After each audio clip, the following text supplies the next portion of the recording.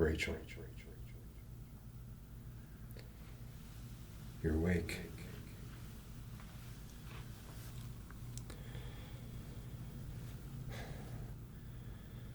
I guess that shouldn't really surprise me.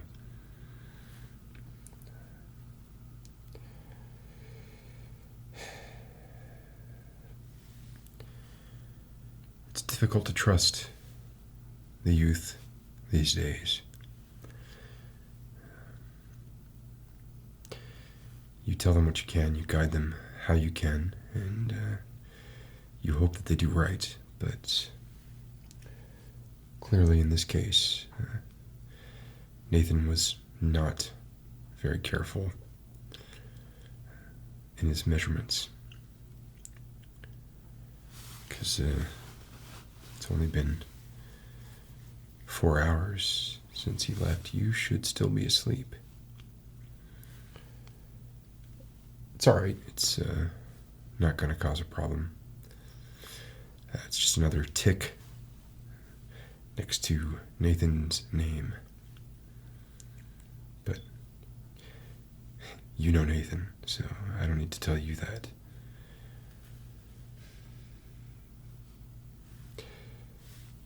How have you enjoyed your stay so far?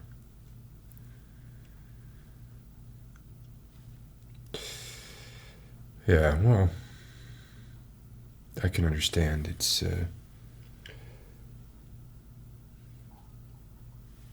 if it had been up to me and circumstance had not intervened, I would not have brought you here yet.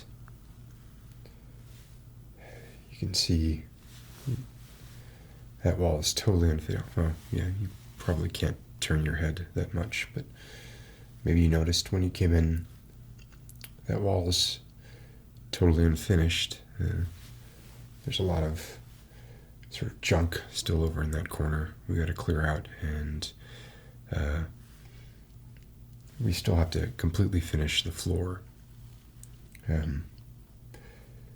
But, you know, these things take time, and we don't always have all the time that we wish we had. That's something that you may yet learn. So yeah, I apologize for the state of the room. We don't have a maid service. We have to clean up after ourselves, and I've got a lot to do. So sometimes it slips my mind, and can't rely on Nathan, that's for sure. But you're here, and while the room may not be as aesthetically pleasing as I would like, it is quite functional. So, you know, nothing's going to stop us from what we need to get done today.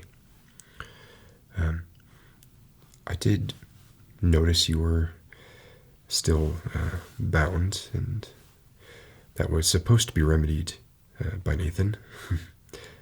But may I?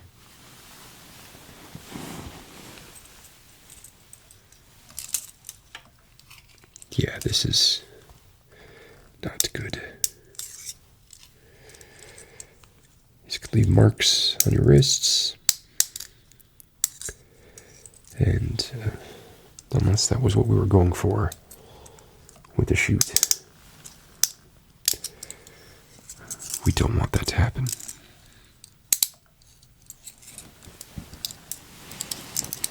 So we'll get rid of these, not to mention the fact that they're highly reflective, and you never know what the flash, not that we're going to use flash today. I have my kit set up, so we won't need it. And the type of photography we're doing, I can use longer shutter speeds because you're relatively immobile. But you don't want, even if you're not using flash, you're going to get some weird reflections off this that you don't want. generally. There's a time and a place for everything. You could certainly set up a shoot where these would be desirable, even, but not today. The chains that I'm concerned with capturing on film are metaphorical, not literal.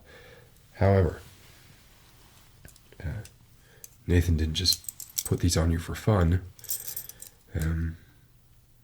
We do need some sort of restraining system for you.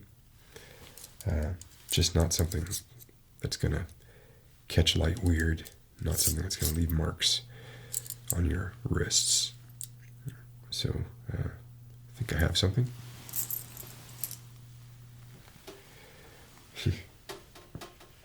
You might even get the idea that I've done this before.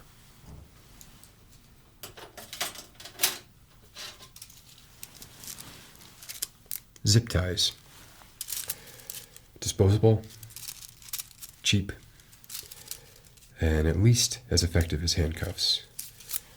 I honestly think handcuffs are going to go the way of the dodo soon enough.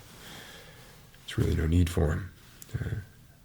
I suppose they deliver a psychological message, but these babies work just as well, arguably better. So let's take care of this, shall we? It's gonna get real close to you here. I'm sure you don't mind. There we go. So, you were supposed to be going to Los Angeles.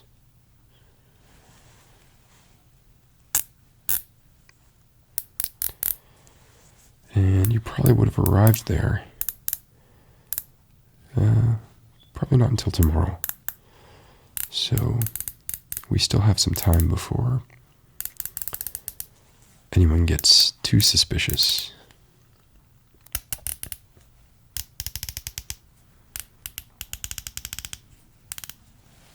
We don't want it too tight, just tight enough.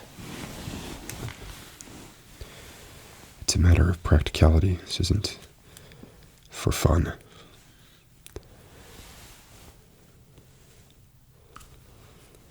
Get this one on here.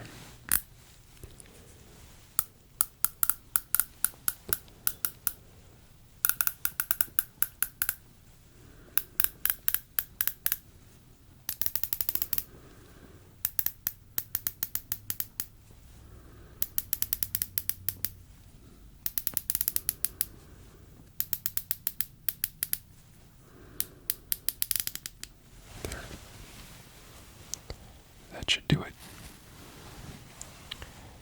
How do you feel? Well, I mean, you probably don't feel great, but your wrists are okay. Yeah. It's unfortunate that it came to this, Rachel. I had plans, but much like the sort of abbreviated state you're seeing this room in,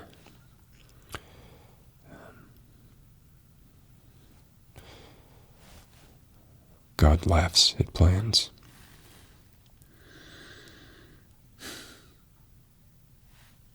Anyway, enough sentimentality.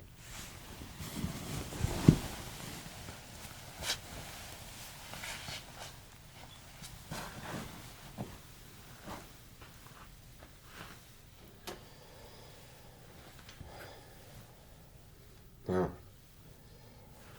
I'm just judging based on the state of your eyelids and your respiration. But I'm guessing Nathan underdosed you by about 10 milligrams or so. So I'm just going to make up the difference now, if you don't mind. because we want you in a particular psychological state.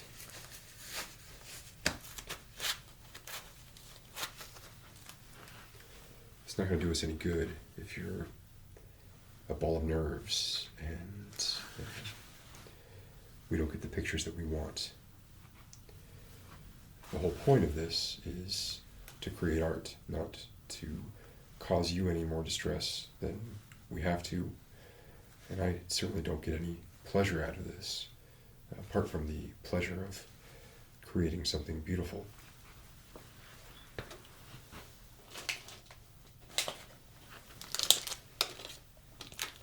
So let's both just get through this as painlessly as possible, shall we?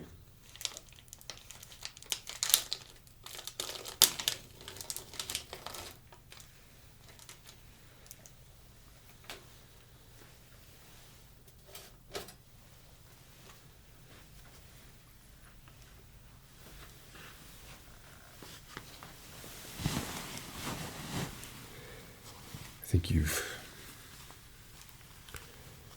seen this a bit already. It's morphine. It can be enjoyable in the right setting and correct doses and the right company, of course.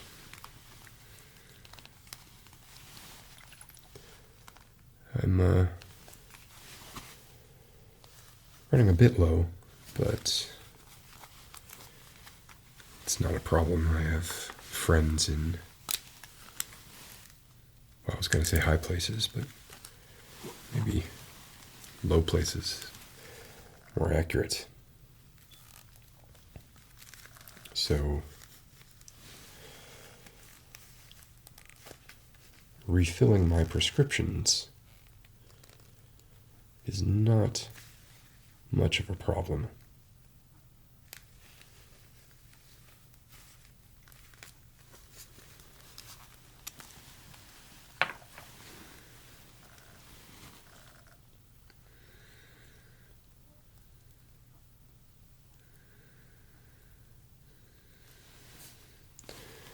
There's a lot of people who, if they saw morphine dripping on the floor, might get down on all fours and lick it up.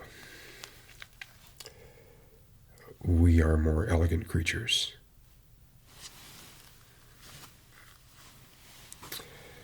I remember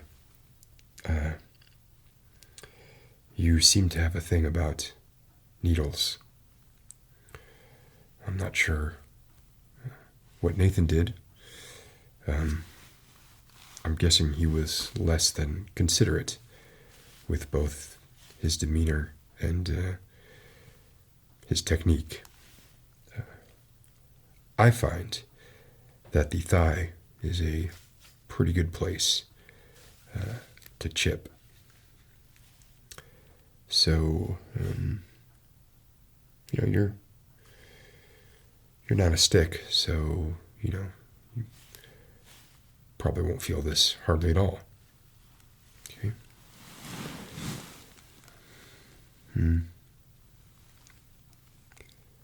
I see that your breathing has increased.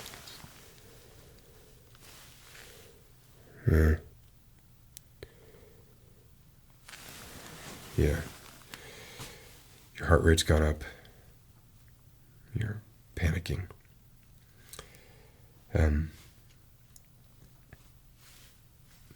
You don't like needles. I don't like needles. I think we can make this a little easier for you. Now, I don't want to... Let's put this somewhere a little more sterile. Yes, I'm recapping a needle. I've done it before. I'm going to do it again. But anyway, we have something else that I don't think Nathan did introduce to you that might be a little... Well, think of it as like the numbing ointment that the dentist rubs on your gums before he or she injects you with the Novocaine. In fact, it's a very accurate analogy. It's actually used by dentists. So a little bit of this, and you should relax, and we'll be able to administer the morphine, be able to get on with the session. Okay? I can hear your breathing. I can hear you're still a little bit agitated. So let's just do this quickly. It's not going to hurt. You're going to be fine. Okay?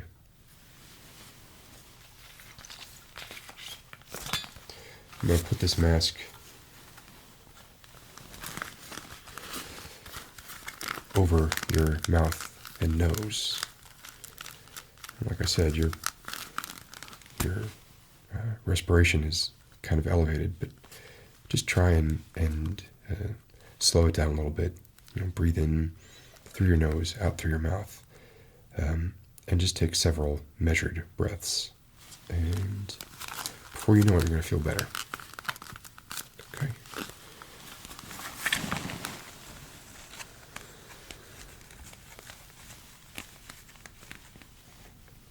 There we go.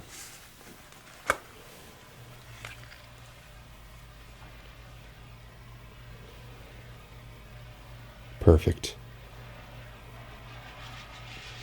Yeah, that's it. Keep breathing.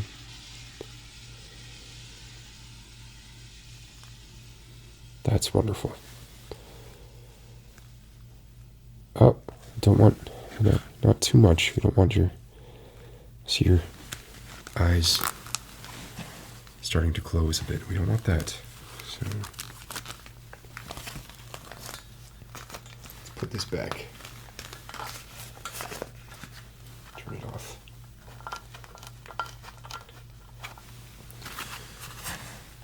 Okay. I think that did the trick. All right. So this probably doesn't scare you as much anymore.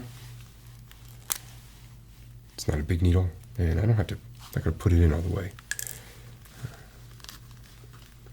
It's not, you're not an IV drug user here.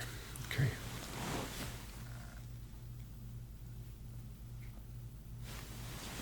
Look at that. That was so fast.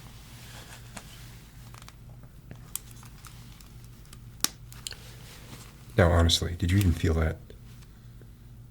Well, I mean, maybe you felt it, but it was not as bad as you thought it was going to be. I can tell. And I can see your breathing is slowed already. And probably partially due to this, partially due to this, partially due to the fact that the needle's done, out of the way, at least for now. It doesn't last forever. You're looking more relaxed, and that's good because obviously when you're tense, you kind of hold it in your face, and you can feel it, you can see it. Manifests as possibly crow's feet on the edges of the eyes. Sort of, I have this big crease right here from always looking stern for some reason. We want to get rid of all that. Again, those characteristics have a place, and if that's what we were going for, that's what we'd want. But you're very young, and you probably don't want to get those things prematurely anyway. And the sort of milieu we're going for is innocence, and wrinkles imply guilt in a photograph. Knowledge, having tasted the tree of knowledge, or having done something that you regret, and none of those are synonymous with innocence. So that's why we want to get rid of those things, and I think that worked.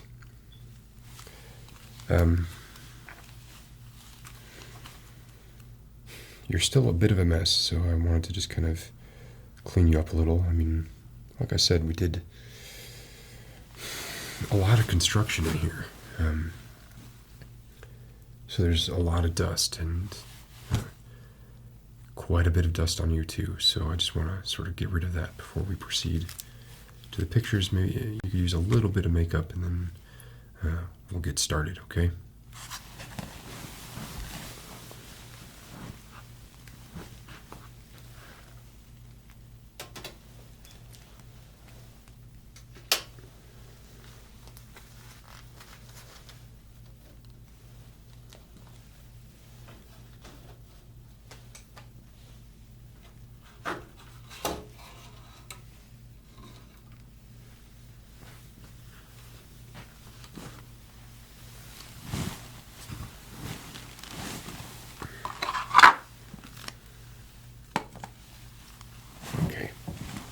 Actually, I can lose the gloves, huh? This is some sort of finer detail work we're going to be doing. I want to be sure that I'm not clumsy. So I'm just going to dust off some of the debris that's fallen in your hair here, sort of around the sides of your face, on top of your ears.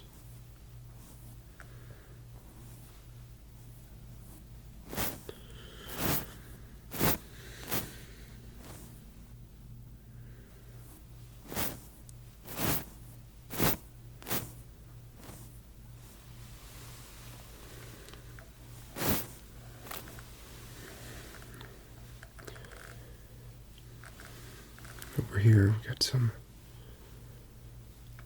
I could see you kind of fading in and out. Don't fall asleep.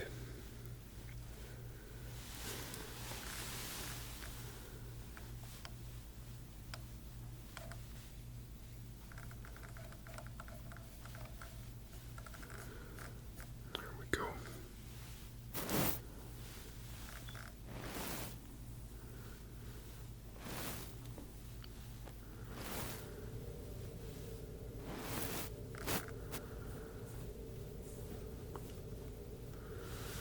That's much better already.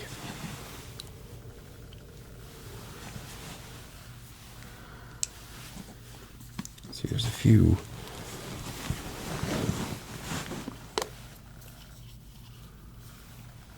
sort of creases I couldn't quite get. Let's see.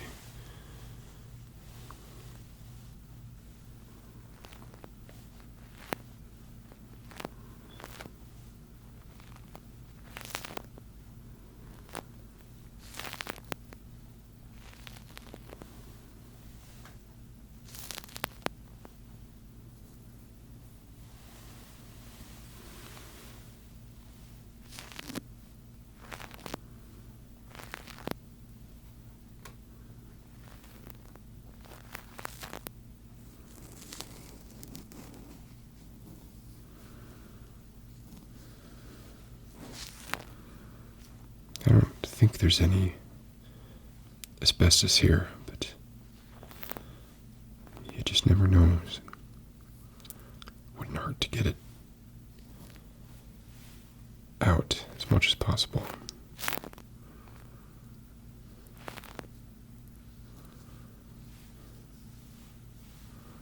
Although really, if you're that worried about long-term effects right now, you're probably not fully grasping the severity of your situation.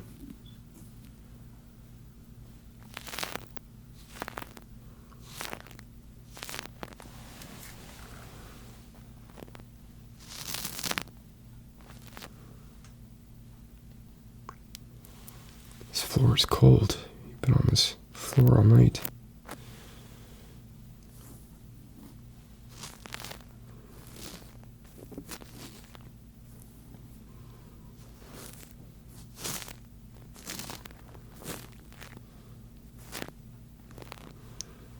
Well, I hope Nathan was kinder to you than he's been to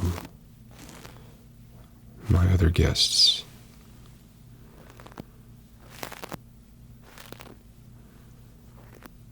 Really, lack of good manners.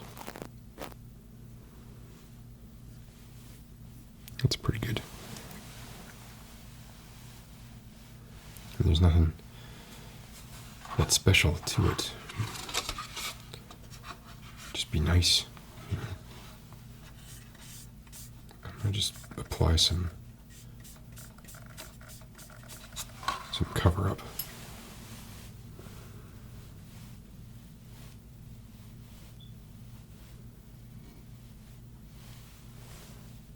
The type of pictures that we're doing, they're heavy on shadow, which is good. It's also bad because it does mean there's a lot of dark areas. You can get away with a lot, but there's also a lot of cast shadows, and those can accentuate tiny imperfections, much like a shadow box.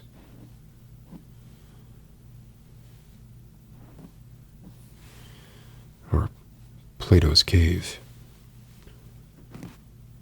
I don't expect you to know what I'm talking about.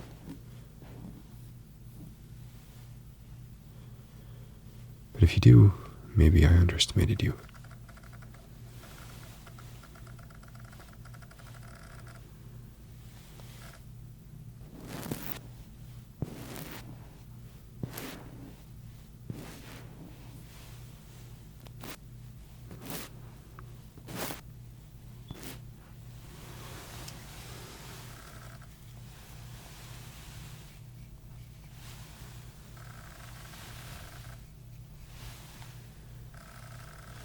Alright, that should do it. Just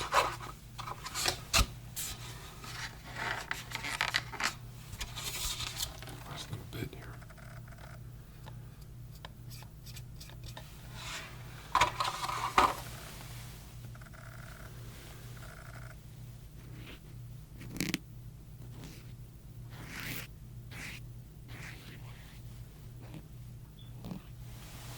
Okay.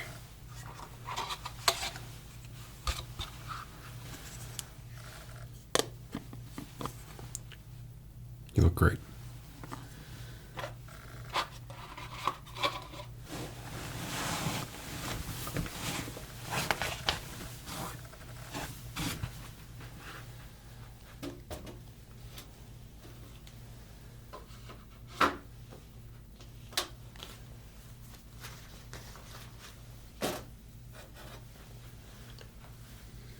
I don't wish to alarm you, but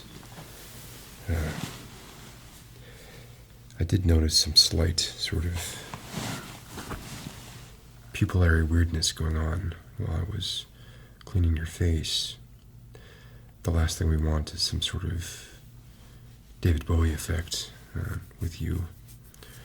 So I'd like to just kind of check to be sure there's no ptosis, no irregularity of pupil reaction. I want to be sure your eyes are in sync with one another. So I'm going to just shine this light into your eyes a few times, and if you could follow it, that'd be great.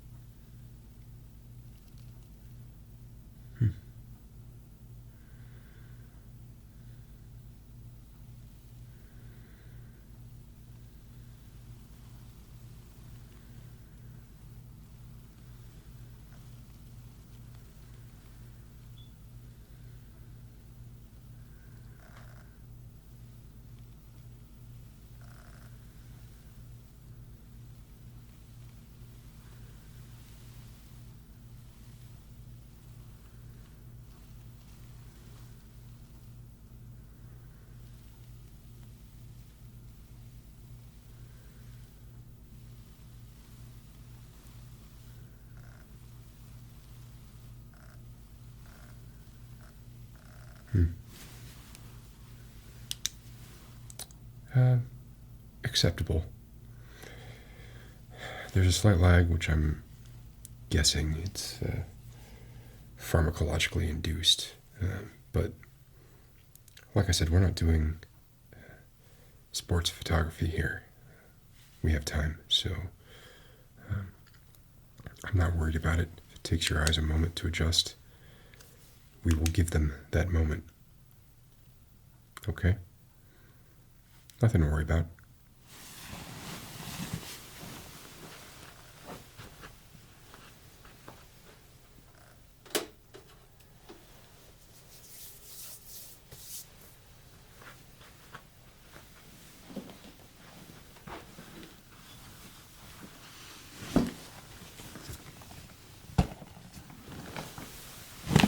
Okay, my apologies.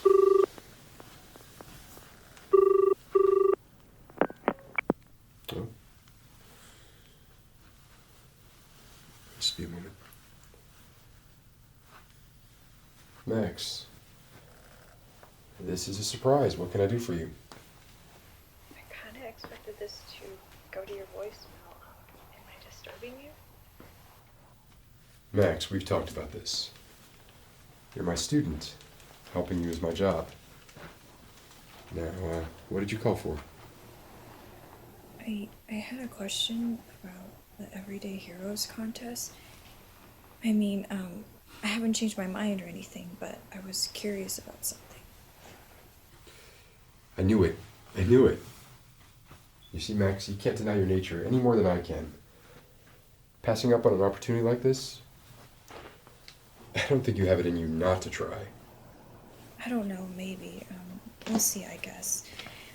But the trip to the Zeitgeist Museum, who goes with the winner to the trip? Well, I do, of course. But, thought you knew this already, Max. That's what I thought, but I wanted to make sure. Now, what does having your work promoted mean? I mean, what does it mean exactly? Well, as you might expect, I have lots of contacts in the photography world. Buyers and patrons. I can make sure that they see your work. I mean, assuming you win, of course. And we can talk to them about next steps. Now, Max, I can't guarantee anything except the exposure.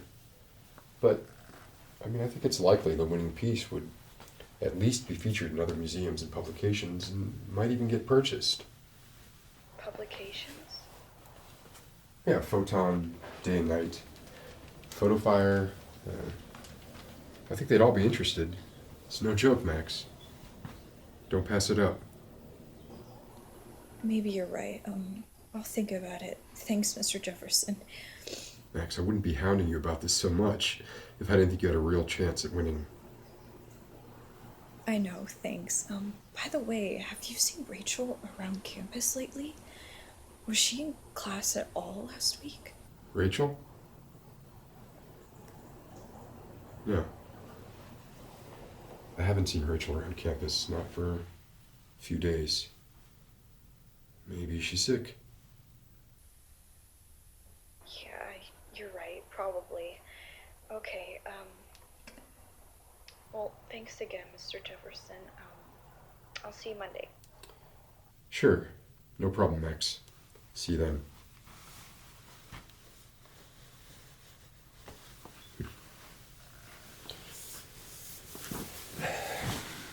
Just a friend. All right, so I'm going to take a few pictures. I think you're ready. I'm ready. And I'm going to start with just some fairly straightforward portraits.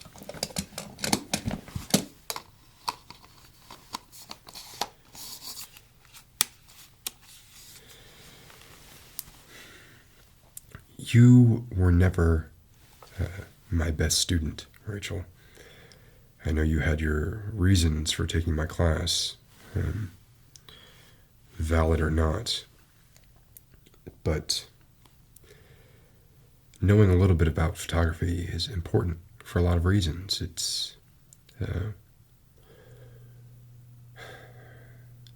It's one of those disciplines that helps breed broad, open thinking across a myriad of disciplines, really, because there's so much that is tied in with photography, from the actual picture taking to the composition, your choices, the logistics, setup, interacting with people. There's this sort of wide canvas of disparate skills that you have to master if you want to be a successful photographer. Now, I know you're not interested in this, really, but it is tough. It is tough out there for photography and photographers. I was extremely lucky, and I think I might even been part of sort of the last wave of famous photographers. There are so many photographers alive now, doing work now, who are at least as talented as I am. I'm not trying to be falsely modest or inflate my own ego. My point here, I mean, Gottlieb, Matthias, there's a long list, and they're not all German. But these are people who labor in obscurity because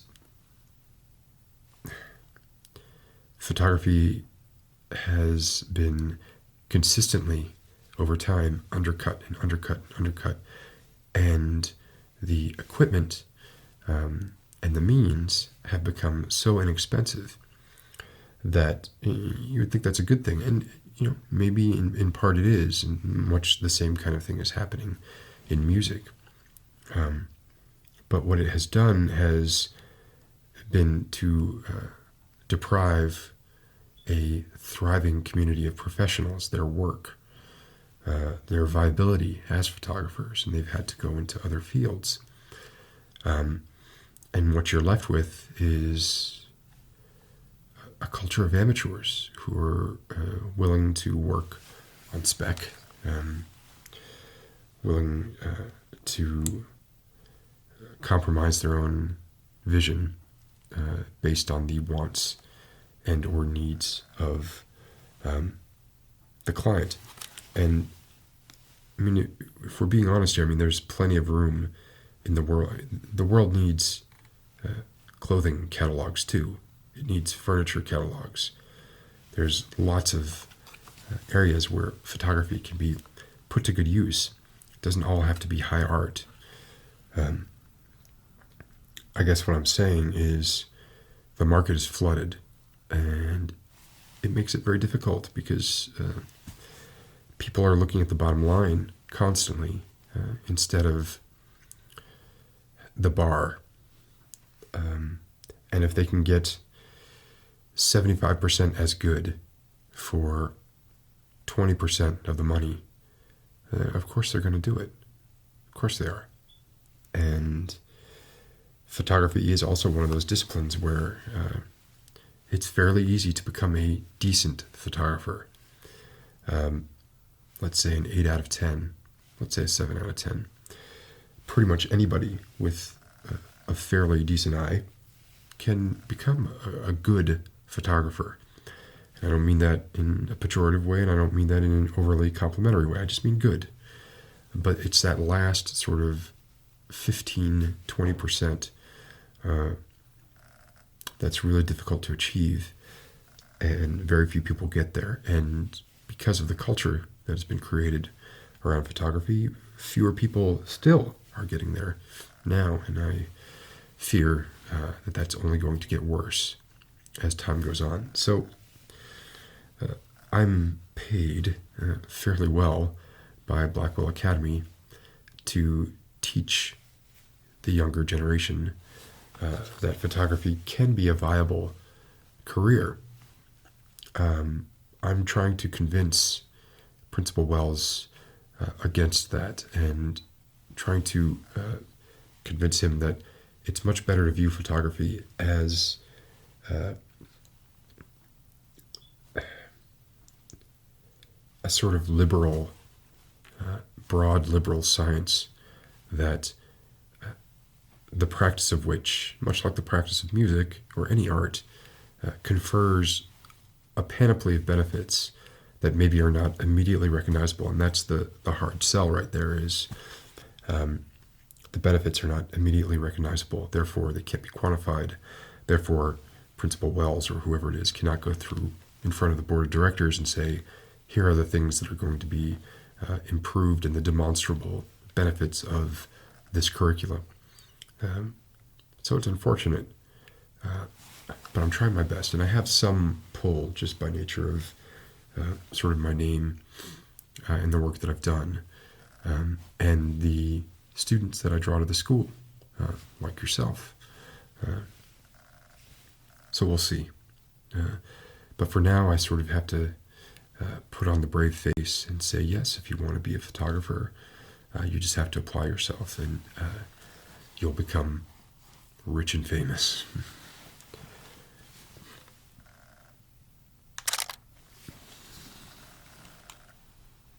That's good.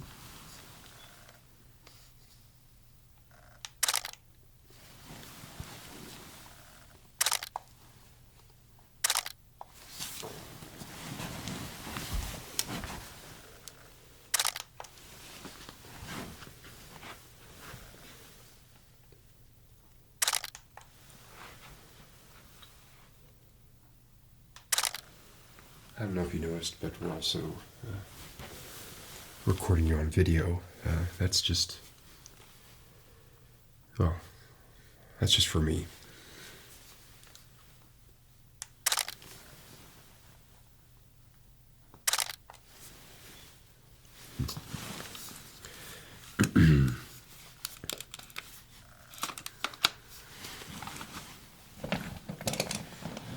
I'm going to swap lenses here.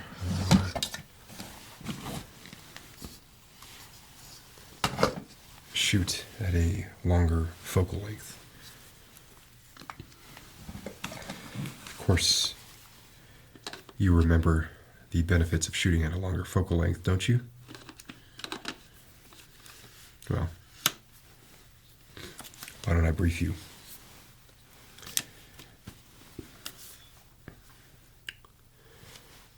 One of the phenomena about perspective is that the closer you get to the origin point of any perspective system, the more exaggerated the differences appear to be. Now, it's very difficult to divorce yourself from a lifetime of seeing to kind of see why that's strange. But it is. It's a little bit strange. But it is the way that it works. So kind of got to just accept it as true, otherwise you're living in a fantasy. Cameras work very much like our eyes do.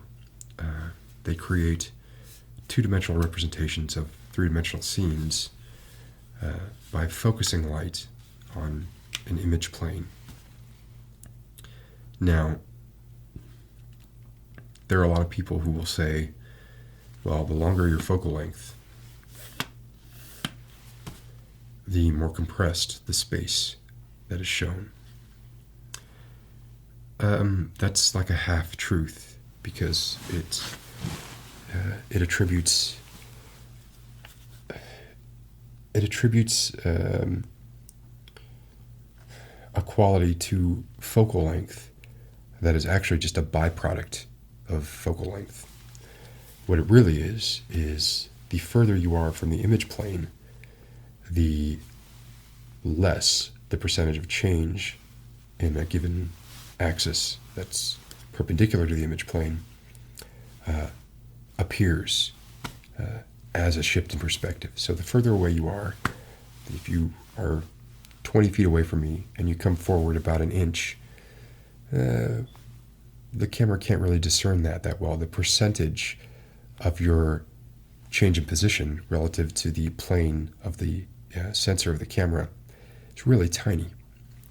However, if you are standing only a few inches away from the image plane of the camera and you move an inch, you might change. If you were 5 inches away, you moved 1 inch back, that's a 20% increase in the distance to the image plane. Proportionally speaking, that's huge. And visually, that is reflected by seeming to stretch the space between objects or whatever it is going along the axis that shoots out of the camera. So, if you are standing 20 feet away, it's not just motion that gets compressed. You don't have to move for us to see the effects of that compression. Your nose is closer to me than your eyes.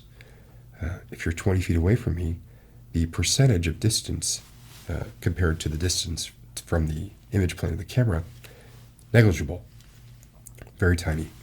But if you're very close to me, your eyes could be significantly further away relative to your total distance from the image plane than your nose. And so you get that sort of effect in those cases. You see it in wide-angle photography and music videos, where it seems to distort the faces. Now, I say wide-angle photography, and when I say that, I'm feeding the myth that it has to do with angle, but it doesn't have anything to do with the focal length. It has to do with the distance from the camera. It just so happens that if you have a long focal length and you're close to a subject, you're not going to see anything but a nostril. You have to, if you're at 200 millimeters, you got to be a fair distance away from your subject if you want to get anything like even a headshot. Whereas with a 10 millimeter lens, you can be right up on somebody and still capture the bulk of their face, but it will be very distorted. So when people look at good photography, and I don't mean art necessarily, but good photography,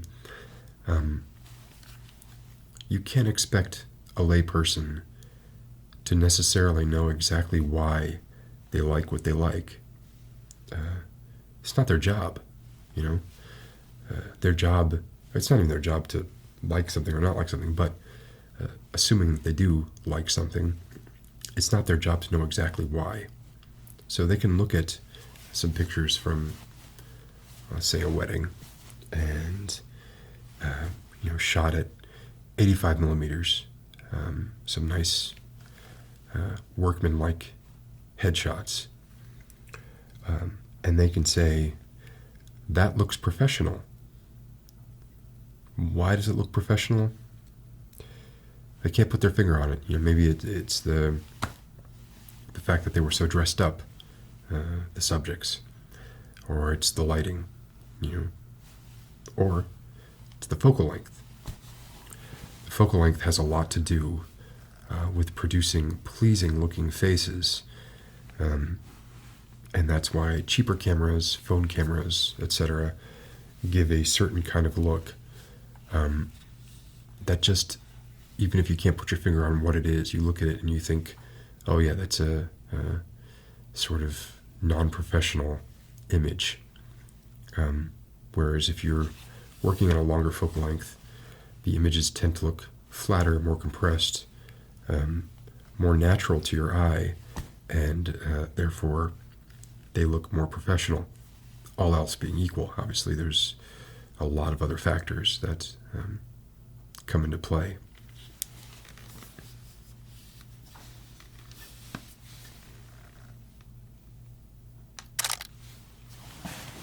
See, I've got to get further back from you.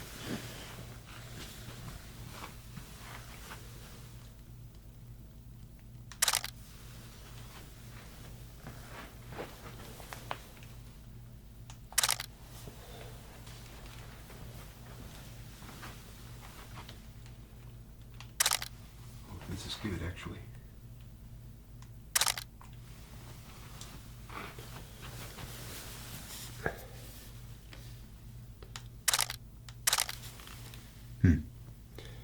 Yeah.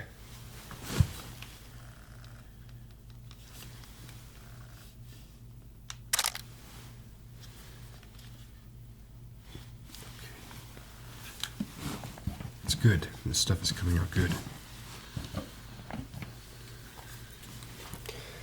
Now, in addition to shooting digitally, I've moved on with the world. You know, I'm not sitting somewhere back in my Mennonite cabin, refusing to ride the crest of the wave that is technology. So I shoot digital, generally, but I still keep 35mm film cameras around for, I guess you'd say, prestige work.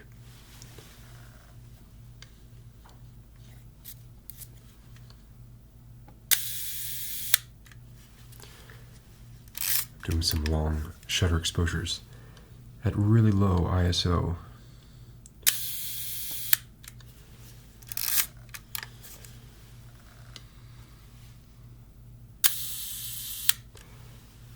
Now, one of the things that I was graced with is a very steady hand. And most photographers shooting shutter speeds like that, they would absolutely need a tripod. But you're not moving, and I, at least until this point in my life, am as steady as a rock. So, no tripod necessary.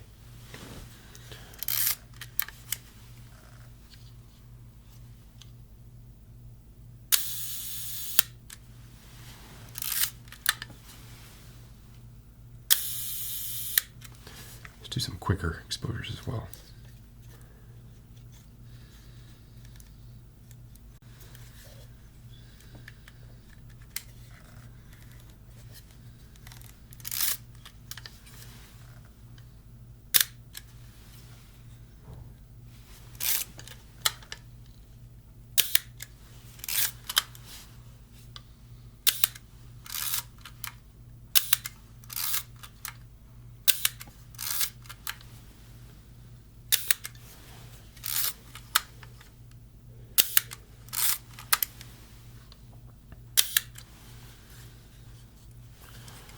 Of course, I develop all my own film here.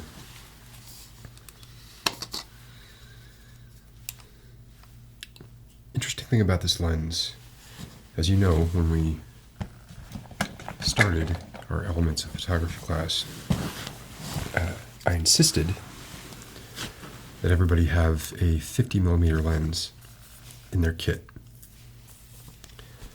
They call it the Nifty 50. Pretty much every photographer will have a 50mm prime. That means not a zoom in their kit. This is the one that I use quite a bit. What makes this one interesting is its aperture size. It's huge. And of course, you know what that means. Lets a lot of light in. You can have very quick shutter speeds and still get enough light in to not have to use high ASAs or ISOs. When you're using this thing at 1.2, f1.2, which is its largest aperture, it's this size right here, the depth of field is ridiculously thin. Now, depth of field, of course, also depends on distance from the camera, but we won't get into that right now. I don't think you're really in the state to absorb it. Maybe sort of a waste of breath anyway. But, so, the depth of field when I have that lens wide open, and if I'm not shooting wide open, why would I use that lens? It's no point. pretty much want to use it close to wide open. The depth of field can be an inch. Your eyes can be out of focus and your nose can be in focus, or vice versa. Or one eye can be in focus, the other eye will be out of focus. It's tricky. It's tricky, especially if you have a moving subject, obviously. But it produces this sort of beautiful defocused areas, and what we've gone over, of course, called bokeh, which is point lights resolve in the shape of the aperture. In this case, in most cases, a circle or a regular polygon, depending on how many blades the aperture has. Focus is interesting. It seems like when you first think about it, you might think, why did we evolve that way? Why don't we just see everything in focus all the time? I mean, we don't focus exactly the same way that cameras do, but it's very, very similar. Cameras can actually exaggerate defocused areas because focus, the depth of what appears in focus and out of focus, is dependent on the size of the image plane, as well as the aperture. And our eyes, and our optic nerves, and the concave part of the back of the eye where the image is projected, are relatively small. So we actually do see quite a bit of depth of field in our day-to-day lives. Definitely more so than that a lens does. But the question is why? Why when I point a camera at something and I focus on something a foot away, why is everything 3 feet away out of focus? Why does that happen? And if you think about it, there's a very easy analogy to grasp why that is. If you think of the lens of a camera, almost like the barrel of a gun, you're essentially collecting light through that barrel. Now, and of course through the aperture of the lens itself, which does a lot to control exactly how much light hits the image plane. Now, the light rays that are in focus are essentially parallel or perfectly perpendicular to the image plane. But there's light scattered everywhere. Light, diffuse light, diffraction, it's all over the place. And when that light hits the image sensor, essentially what you're getting is kind of like a poor signal to noise ratio. You're getting a lot of noise. In fact, that's a good analogy if you want to paint audio and video.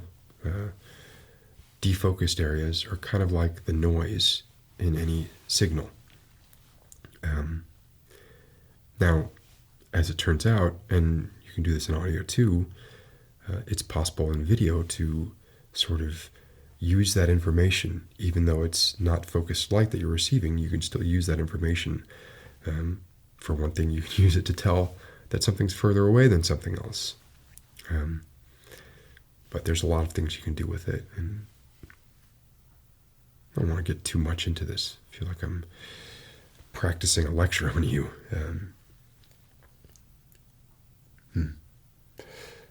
I tend to do that.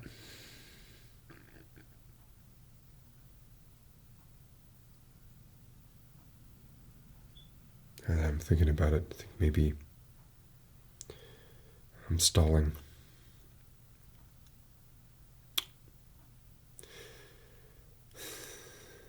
I was up all night last night thinking about what to do.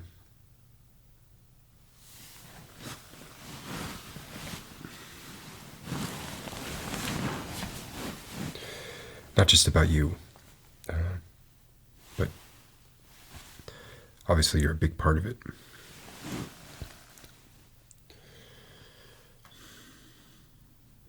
This room is going to host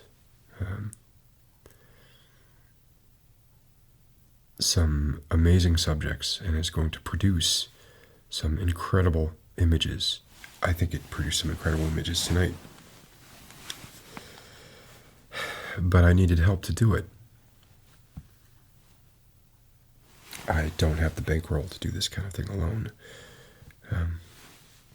Luckily, artists have their patrons, and mine are the Prescotts. Yeah. It's a bit of a devil's bargain. And my largest fear has nothing to do with the elders of the Prescott family, because they know what side their bread is buttered on, and they know what the consequences are of, let's just say, not keeping the wheels greased. But Nathan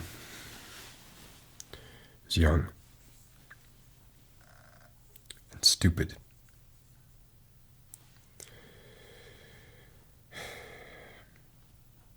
He looks up to me like a father.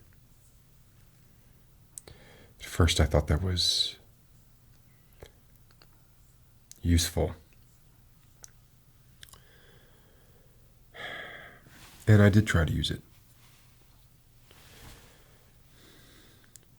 His own dad, I think, is so withdrawn in business that there's no time to pay attention to him.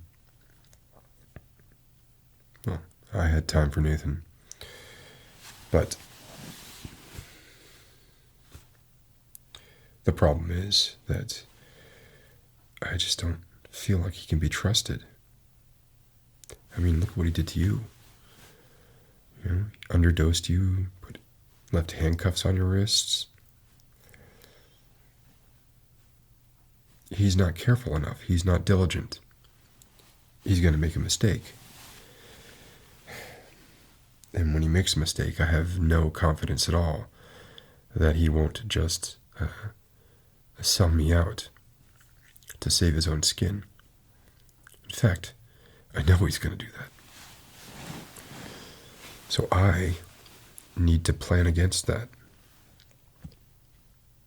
And that's what I was thinking about last night.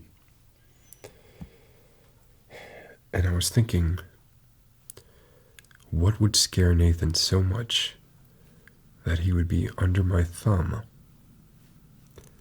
and I wouldn't have to worry about him singing like a canary. Like a canary. He's still going to mess up. He's still going to make a mistake, I know, but my concern right now is just that when he makes that mistake, that he does the right thing and takes the fall. So, I was thinking about this, and I thought, well, Rachel's the answer. Rachel's what I need.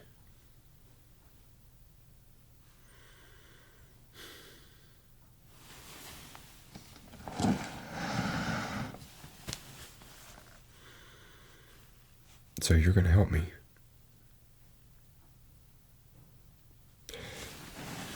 The specifics of how you're going to help me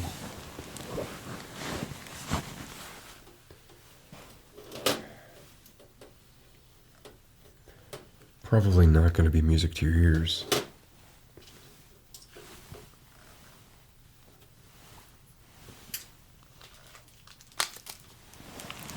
But I'll explain it to you anyway. You have a right to know.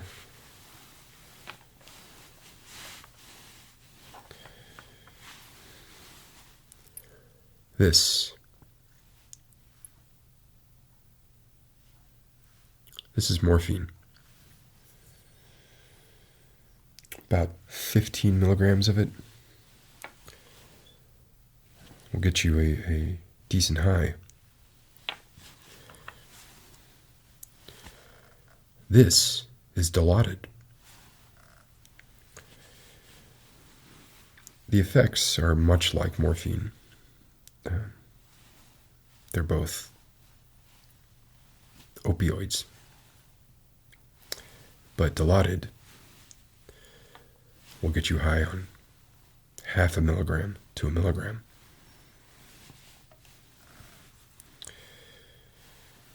What I'm going to do is empty out the morphine and put the Dilaudid in the morphine bottle. So when Nathan comes tonight to give you your maintenance, he will sadly give you an overdose by giving you 15 milligrams of Dilaudid when he thinks he's giving you morphine.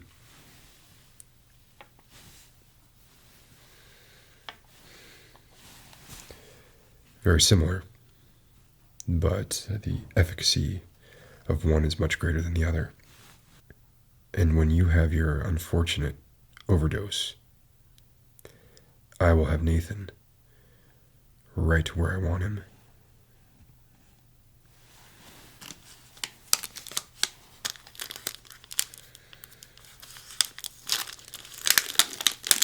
He has a crush on you, you know. It can be very hard for him to take the thought that in his overindulgence in pharmaceuticals, his lack of care,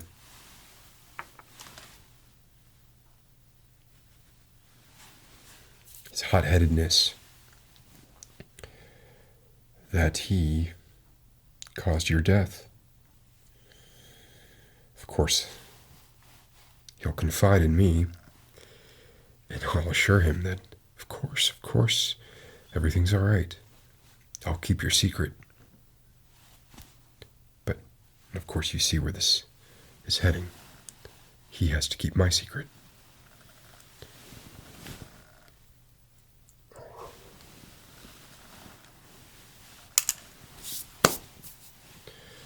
That was just a little more morphine for you, because Nathan's not going to be here for a few hours. Thought you might want to take one last rest. Now, of course, I have to be sure that you don't tell Nathan what I told you. So I'm probably going to call him, tell him that you've been upset and that he needs to give you the morphine as soon as he arrives.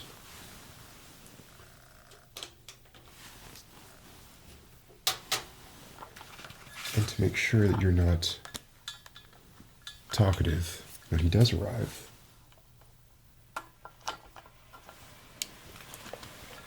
I'm going to leave this on you, just barely, just a dribble coming out of there. But I think it's enough that it will put you out. And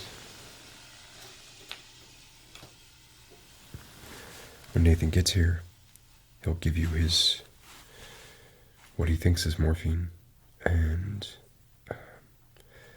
that'll be it for you, Rachel. I'm sorry that it came to this, but these things happen. Think of it as the universe is a giant ball of Play-Doh. And occasionally somebody comes and makes something interesting with the Play-Doh. A car or a cylinder with a pyramid, something like that. At the end of the day, they take all the Play-Doh and they crush it back together, and the next day they start again.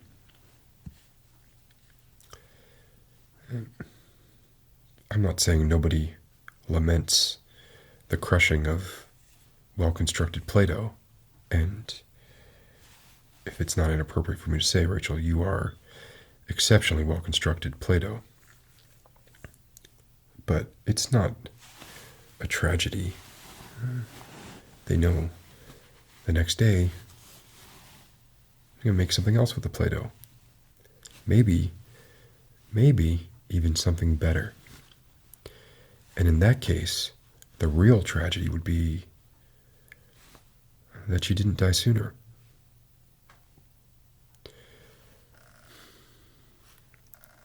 I truly believe the pictures I just took of you are going to be great. Probably the most important work that you've done in your life. And even if you'd lived another 50 years, those pictures would probably still be the most important work that you've done with your life. So you can rest easy. I can see your eyelids starting to droop. You can rest easy knowing that your purpose was fulfilled. I'll make sure lots of people will see these photos and they will admire your innocence and your perfection, your beauty, unmarred by time and people and places and things and the trials that a longer life would inflict upon you. You couldn't avoid them.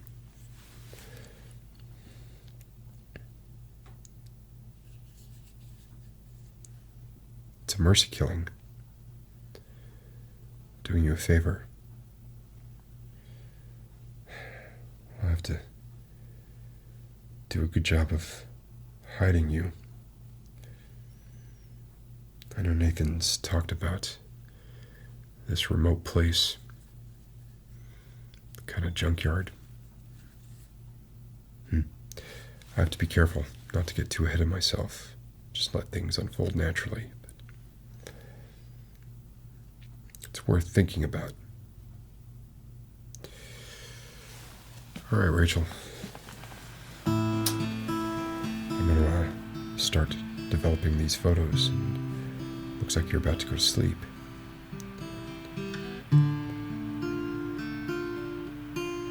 I guess I'll see you in the next life.